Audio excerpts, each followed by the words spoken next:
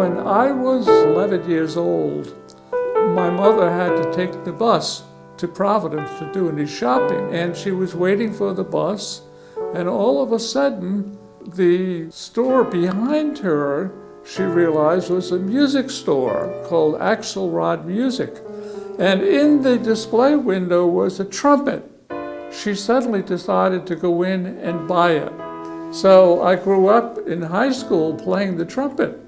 Then one day, one of my classmates, she was the clarinet player in the band with me, and she said, "You'll have to go to Providence to see this wonderful movie about music."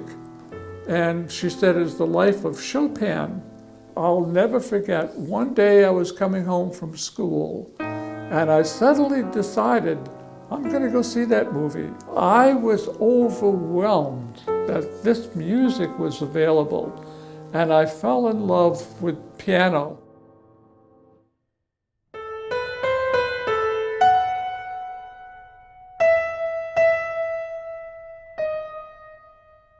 When I was accepted at the conservatory as a trumpet player, I asked the dean during my interview, could I be a piano major?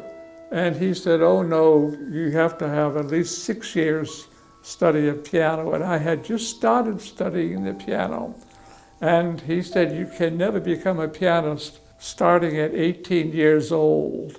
But I said, okay. I wrote to the conservatory and told them I'm not coming. And 2 years later, I auditioned as a piano major. And believe it or not, they accepted me as a piano major.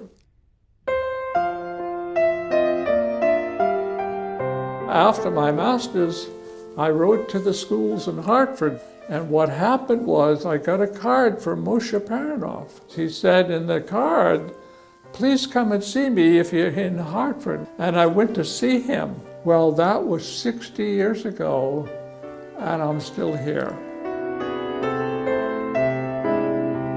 When I came to Hart, Carolyn was a voice major.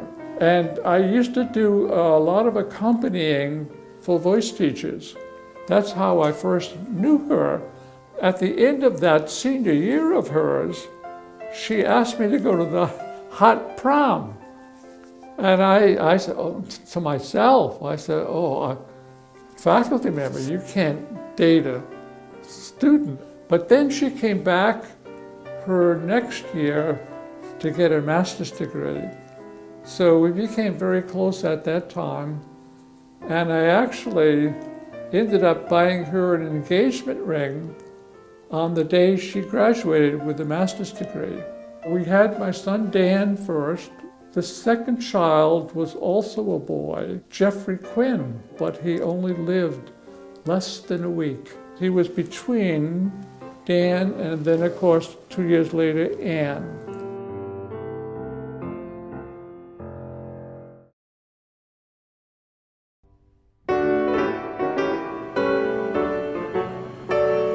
It started with 3 piano teachers, Moshe Paranoff, Irene Kahn, and her husband, Sam Berkman. Little by little, they built the school. One day, Libby Warner, who later became Dr. Paranoff's wife, was going around evacuating every room, every studio, and she said, "Everyone go to the auditorium, quickly." And I said, "Oh no, don't tell me we're at war again."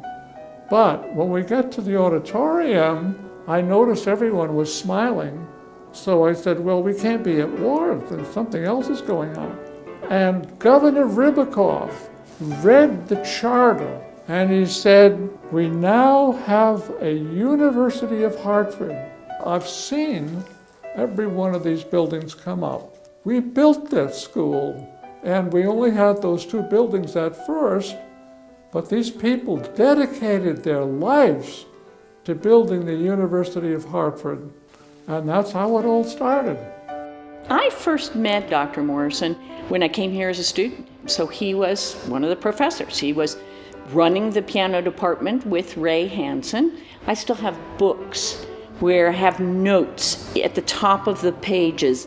explaining what the really important aspects of each piece were. We would all just sit there diligently writing it down. When I first arrived, I was just on the music ed faculty, but as I started to take some leadership positions, he would say how fortunate we were and, to have you take on these new tasks. And he conveys what it means to be a good and thoughtful teacher in terms of being committed, wanting to know who you are, what your needs are, and setting about and making you a better musician.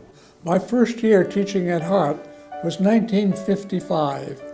I learned that by just reaching out to someone, even if you don't like them, it could make miracles happen.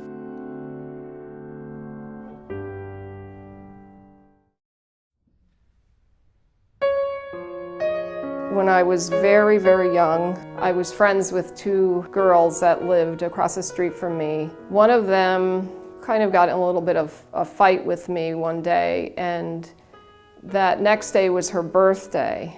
She had a birthday party and I wasn't invited to it. But my father found out about this and he said to me, I want you to go over to her house, forgive her the way she treated you, and you're going to give her a present. She couldn't believe that I was there. She was so thrilled that she started to cry and gave me a big hug. And that was such a nice lesson my father taught me, to forgive. I was an international student. One of the few people that I first met, one of them was Dr. Morrison. And he took me as a student, and he made sure that he was available to me. He wanted to get to know me and my cultural background. Dr. Morrison had a great love for his family and friends. He always treated his students as if they were his own children. And during my years here at Hart, I really enjoyed my lessons with him and the various classes that I had to take. And I came to respect him not only as a teacher, but also as a colleague. I think one wonderful distinct quality that he has is that he enables his students to realize their own capacity to experience joy through music, whether that's through a hobby or whether that's through really perfecting an advanced passage. Regardless of that, he approaches every student in the same way, and that's as a friend and as a collaborator. He took difficult passages of music and worked with me very slowly, note by note. I have also learned so many other things about life in general from Dr. Morrison. So, actually, my lessons were a twofer, two or more things for the price of one. In the community division, Will has been giving an award in honor of a son that he and his wife Carolyn lost, Jeffrey Quinn Morrison, for many, many, many years. And he's always asked who won the prize. Then he goes out and he selects something that's appropriate to that student and gives it to them. So he's always been there really rooting on our students. His studio is a most remarkable place. You don't just come in and take a lesson with Will. You actually become part of his family when you study with him. We do come across interesting and fabulous people along our life's journey. Those people are probably put in our way to help us understand that there is good in this life. Dr. Morrison is one of those redeeming persons. He just reminds us every day that there is so much good in this life. He's been a guide, he's been a father, he's been a friend, so understanding, so tender, so honest. I think all of us share that same deep feeling for him, and I certainly will always appreciate that.